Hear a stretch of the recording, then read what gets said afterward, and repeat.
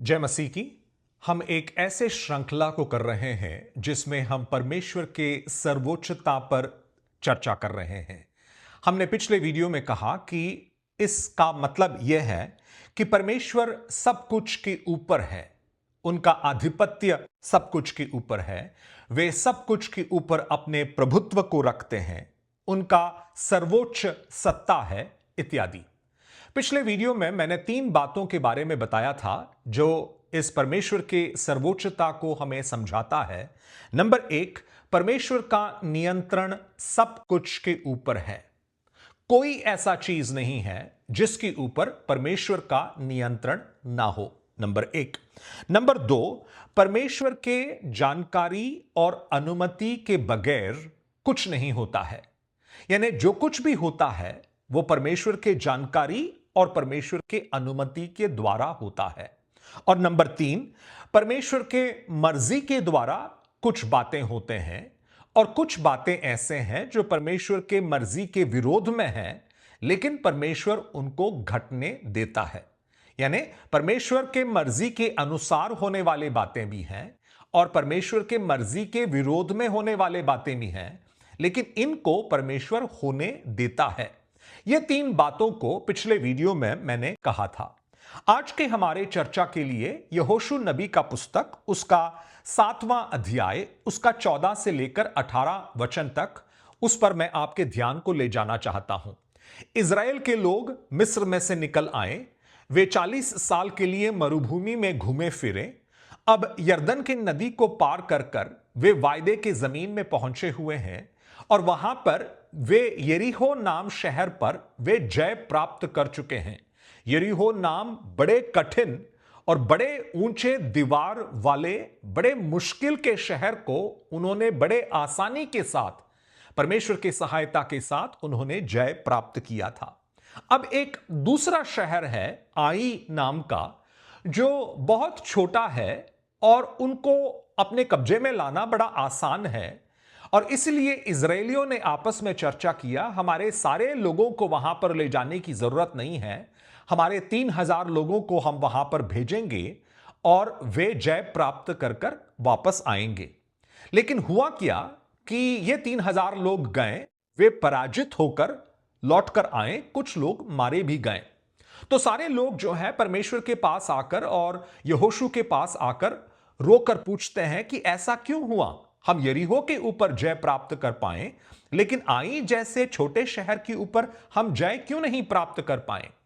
तब यहोशू परमेश्वर से प्रार्थना करता है और परमेश्वर ने इजरायलियों को यह आज्ञा दिया था कि यरीहो शहर के कोई भी चीज को कोई भी नहीं लेगा, सब कुछ को उनको नाश करना था, क्योंकि वहां का सब कुछ जो है श्रापित है, ऐसे परमेश्वर ने कहा था। लेकिन एक व्यक्ति ऐसा था जो यरीहो शहर में कुछ बहुमूल्य वस्त्रों और चीजों को देखकर वो अपने लिए उसको छिपाकर रख देता है। उसने अपने तंबू के अंदर एक गड्ढा खोदकर उसने वहां पर उसको गाड़ रखा था। और इस व्यक्ति के पाप के कारण आई शहर पर होने वाले हमले में वे लोग पराजित हो गए थे। लेकिन यहोशू को नहीं पता था कि यह व्यक्ति कौन है, परमेश्वर को पता था। अब परमेश्वर देखो यहोशू से कहते हैं कि मैं इस व्यक्ति को तुम्हारे सामने लाऊंगा। उसके लिए देखो परमेश्वर क्या करते हैं।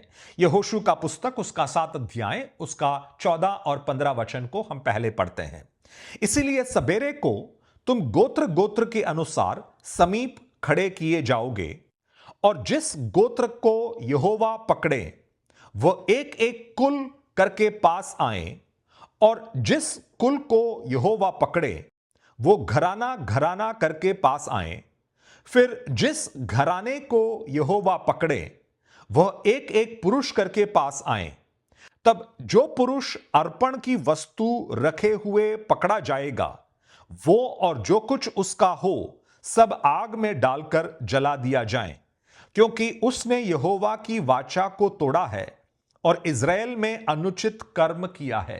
तो परमेश्वर कहते हैं कि मैं उस सही व्यक्ति को, वो एक व्यक्ति को जिसके पाप के कारण तुम्हें पराजय हुआ है, उसको तुम्हारे पास लाने वाला हूं। सबसे पहले 12 गोत्रों में से मैं एक गोत्र को चुनूंगा। उस गोत्र के अंदर बहुत सारे कुल होंगे, मैं उन कुलों में से एक कुल को चुनूंगा। उस कुल के अंदर बहुत सारे घराने होंगे, उसमें से एक घराने को मैं चुनूंगा। और उस घर के अंदर बहुत सारे पुरुष होंगे और उसमें से एक व्यक्ति को मैं चुनूंगा।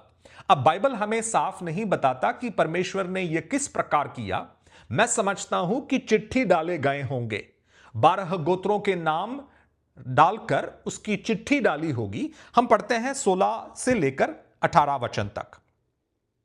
यहोशू सवेरे उठकर इस्राएलियों को गोत्र गोत्र करके समीप ले गया और यहूदा का गोत्र पकड़ा गया। यानी 12 गोत्रों में से एक गोत्र चुना गया, वो यहूदा का गोत्र है। तब उसने यहूदा के परिवार को समीप किया और जेरह वंशियों का कुल पकड़ा गया।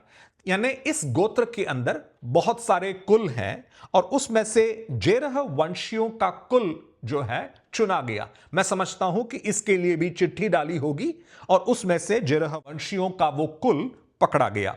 फिर जेरह वंशियों के घराने के एक एक पुरुष को समीप लाया और जब्दी पकड़ा गया। यानी इस कुल के अंदर बहुत सारे परिवार हैं और उसमें से जब्दी का परिवार जो है वो पकड़ा गया। 18वां वचन, तब उसने उसके घराने के एक एक पुरुष को समीप खड़ा किया और यहूदा गोत्र का आखान जो जेरह वंशी जब्दी का पोता और कर्मी का पुत्र था पकड़ा गया। यानी परमेश्वर जो है अंत में आखान जो व्यक्ति पापी था, जिसके कारण युद्ध में पराजय हुआ था, उसको लोगों के सामने लाया। मैं आपको बताना चाहता हूं कि इज़राइल के लोग जो वायदे की जमीन में अब पहुंचे हैं, मेरे ख्याल से 20 लाख के आसपास में हैं।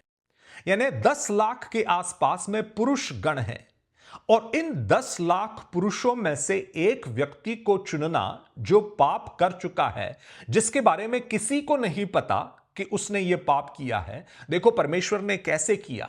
मेरे विचार से यह चिट्ठियों के द्वारा परमेश्वर ने, देखो 12 गोत्रों में से यहूदा का गोत्र चुना, यहूदा गोत्र के कुलों में से जेरह वंशियों का कुल को चुना, उनके कुल के अंदर जितने घराने थे उसमें से जब्दी के घराने को चुना और जब्दी के घराने के अंदर जितने पुरुष थे उनमें से आखान नाम व्यक्ति को परमेश्वर ने चुन लिया।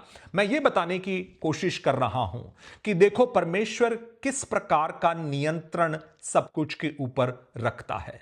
यानी वो चिट्ठी जब डाले गए, परमेश्वर जानते थे कि यहूदा गोत्र में से, जेरहवंशी के कुल में से, जब्दी के परिवार में से आखान नाम व्यक्ति जो है गुनहगार है और किस प्रकार वो चिट्ठी अंत में आखान के ऊपर आकर गिरता है, वो हमें परमेश्वर के सर्वोच्चता को दिखाता है।